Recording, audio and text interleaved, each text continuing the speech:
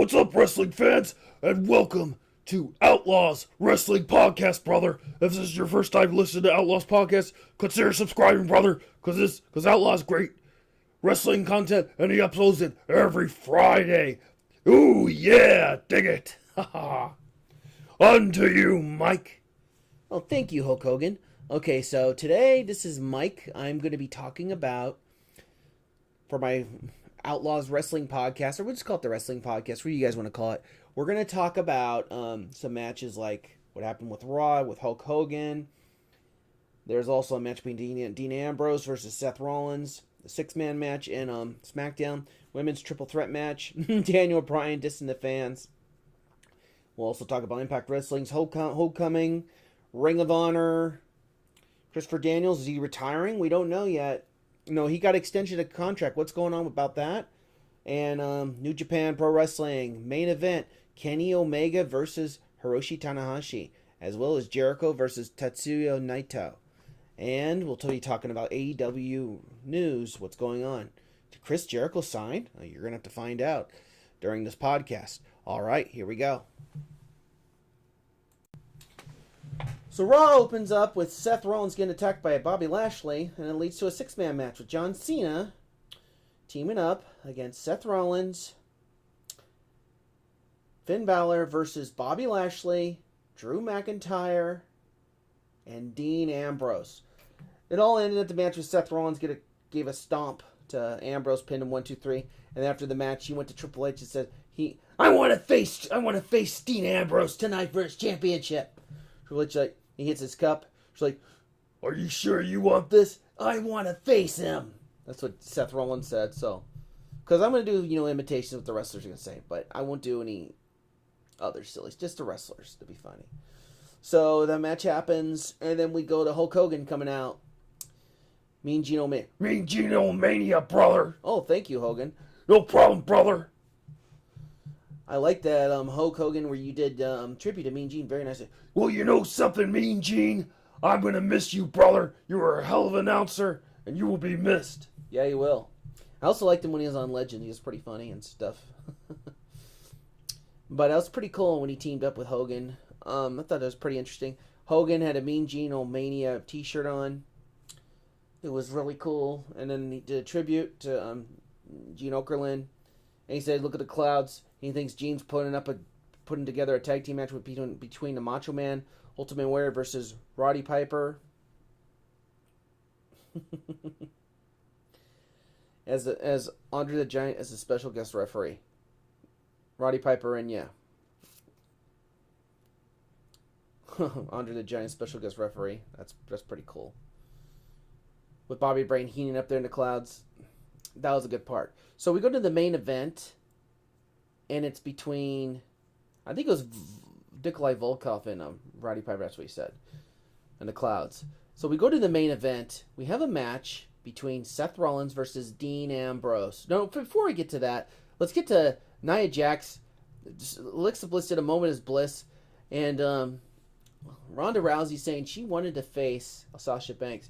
So Sasha comes out, and Nia Jax like, get back in the end of the line. So they make it a match. Sasha says, if I win, I face Ronda. They have a match. Sasha makes Nia tap out. And now it's going to be Sasha Banks versus, not Nia Jax, Sasha Banks versus Ronda Rousey at the Royal Rumble. That's going to be a pretty interesting match right there. Okay, so let's move on to our next match. The main event between Dean Ambrose versus Seth frickin' Rollins. It was a pretty good match. They're fighting backstage, attacking each other. I remember back then when Dean Ambrose used to be known as John Moxley, he would take it to the back and hit with like fluorescent lights, man. That guy was brave. Then he used to do the Diamond Cutter's old finishing move. Called the Axle Cutter. But Dean Ambrose ended up winning the match thanks to Bobby Lashley interfering and beating the hell out of Seth Rollins.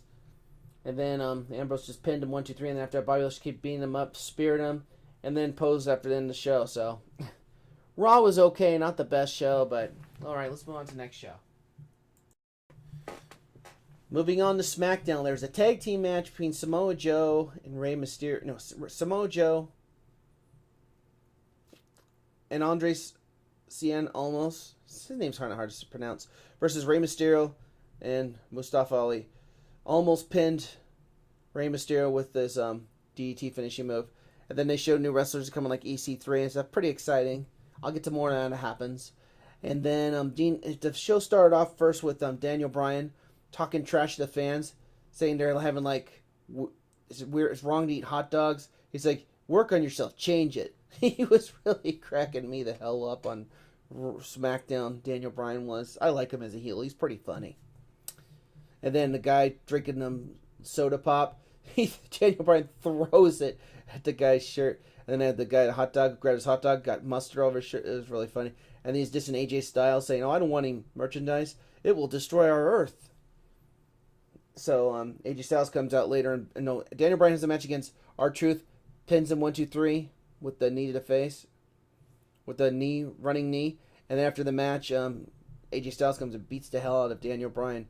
That's going to be an exciting match at Royal Rumble. I hope Daniel Bryan retains it because I really want to see him face, hopefully, Miz at WrestleMania. Oh, and speaking of Miz and Shane are putting together a tag team. They are going to face The Bar because the Usos lost thanks to Mandy trying to show herself off, her body to Jimmy Uso, and they lost the match. So The Bar's now going to feud with The Miz and Shane McMahon. I'm looking forward to that. I think really Miz is a babyface right now. And they're probably going to set up, I think Shane Daniel's going to turn on him or someone's going to turn on him. And then it's going to be The Miz versus Daniel Bryan at WrestleMania. I hope that match happens. So let's move on to our main event. It was a triple threat match with Carmella versus Charlotte versus Becky Lynch, the man. So the match starts off with Becky Lynch, they're wrestling back and forth, do finishing moves. Carmella had her hit her with the kick right into the silence submission move, and Becky broke it up, and then Charlotte hit Becky with the figure eight, and Carmella broke it up. Then at the end, Carmella hit another finishing move on Charlotte, knocked her out of the ring, and then Becky hits her with the disarmer. She taps out, and Asuka comes out. I'm looking forward to the match at the Royal Rumble. Asuka versus Becky. I have a feeling Becky's going to lose again, and she's going to enter in the Royal Rumble, and she will face Ronda at WrestleMania. All right, let's move on to Impact Homecoming. First off, wrestling fans, I'm not going to be able to talk about Impact. I'm going to try to find a way that I can watch Impact. I think they're going to broadcast it. I mean, because I don't get Pursuit Channel. I checked on Comcast. I don't get it. I wish Impact would have just signed another deal with Pop. That would have been this, or maybe go to Spike TV, because I think this is going to be the death of Impact, especially when AEW is coming out. All Elite Wrestling. That's going to kill Impact off. But I'm going to find out what I can get on there since Pursuit Channel, but I'll let you guys know more about that. Anyways, let's go to Homecoming. So I'm going to just say two matches. Tessa Blanchard versus Taya Valkyrie. It was a pretty good match. I didn't even watch the pay-per-view. I just read results. But it said they were both fighting each other back and forth. Gail Kim was special guest referee. One time, I think Tessa hit her with a finishing move. Gail Kim was out, and Tessa Gallman pushed her away, saying, "What are you doing?" She hit her with her finishing move, Taya Valkyrie's, the Valhalla. She kicked out. Submission move, she kicked out again. And at the end, she hit her with another Valhalla, pinned her 1-2-3. So now, Taya Valkyrie is a new women's champion, Impact's Knockouts champion for Impact. And let's move on to the main event. Johnny Impact versus Brian Cage. I am not a big fan of Brian Cage. Honestly, he looks like a Brock Lesnar wannabe, no offense. I mean, maybe he should get in the ring with Brock Lesnar sometimes. But he has a pretty good finishing move. I like the drill claw, he calls it. But they kept wrestling, hit him with drill claw, hit his foot on the rope for Impact. And at the end, Impact hit him with a rope and knocked him. Because Brian Cage is like, I had to have 3 counts. What are you doing? And at the end, he knocked off a rope, pinned him 1-2-3, retains the title. And after the match, Killer Cross attacks Johnny Impact, throws his wife through the crowd. My God, I'm looking forward to see what happens on Impact.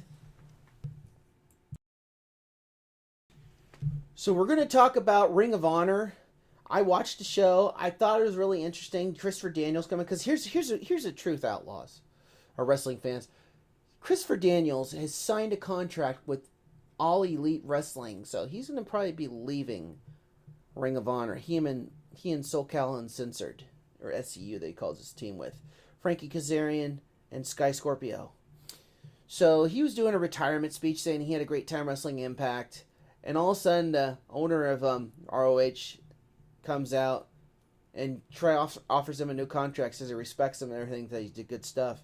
And then he's about to sign it and to take his contract, but Shane Taylor comes out, beats the hell out of Christopher Daniels, and hits him with a pile driver, and he just rips up his contract and puts it in his mouth. Pretty disrespectful. But they had a main event for Fatal 4-Way, and it was Dalton Castle versus... I'll just say Dalton Castle won the Fatal 4-Way, so he's going to be facing Jay Lethal at the pay-per-view. Jay Lethal. So I'm looking forward to that match. I'm just making this fast because I got to get to the most important one.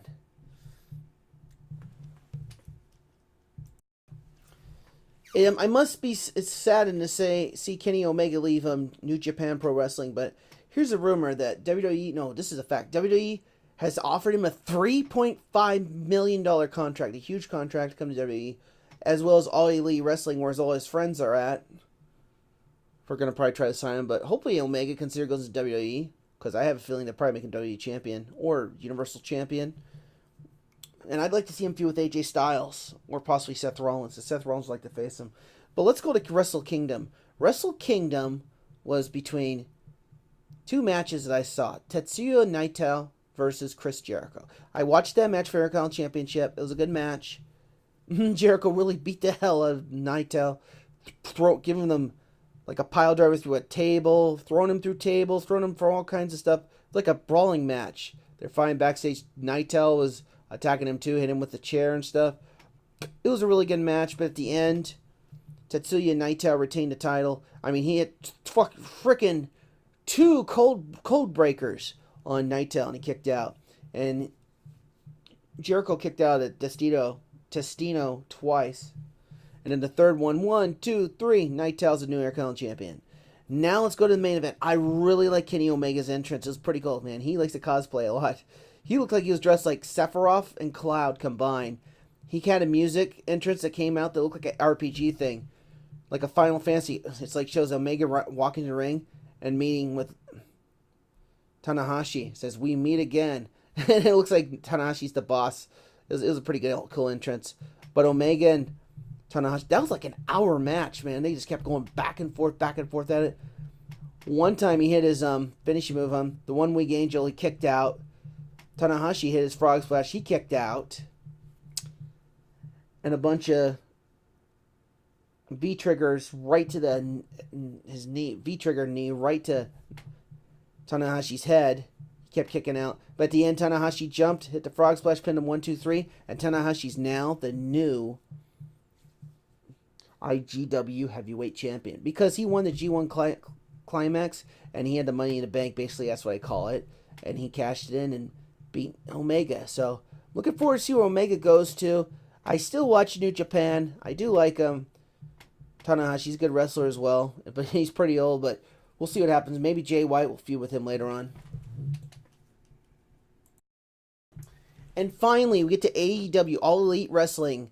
Chris Jericho has signed with All Elite Wrestling. He was, I think, under contract with WWE. I'm not sure. His contract, expired in 2018. Vince McMahon didn't really like him doing New Japan, but he said, oh, fine.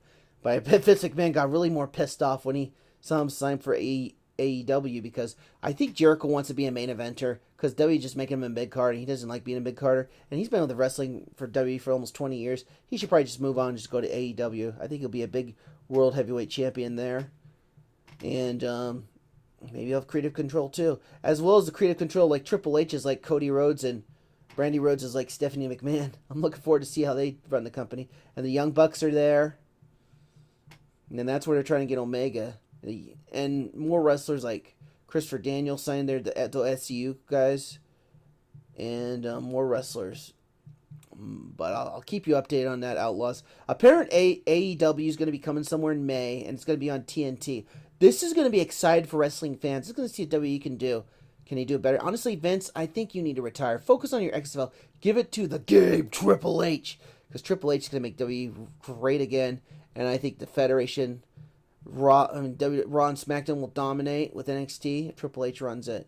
because if it's Vince, I think AEW might possibly be able to put him out later on down the line. But that's all for the news I have for wrestling.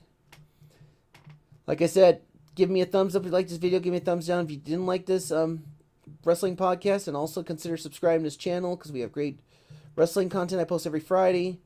And next time, for more wrestling news, Outlaws, and wrestling fans, Outlaws Generation out. Everyone have a great one. Talk to you later. Ooh, yeah, dig it.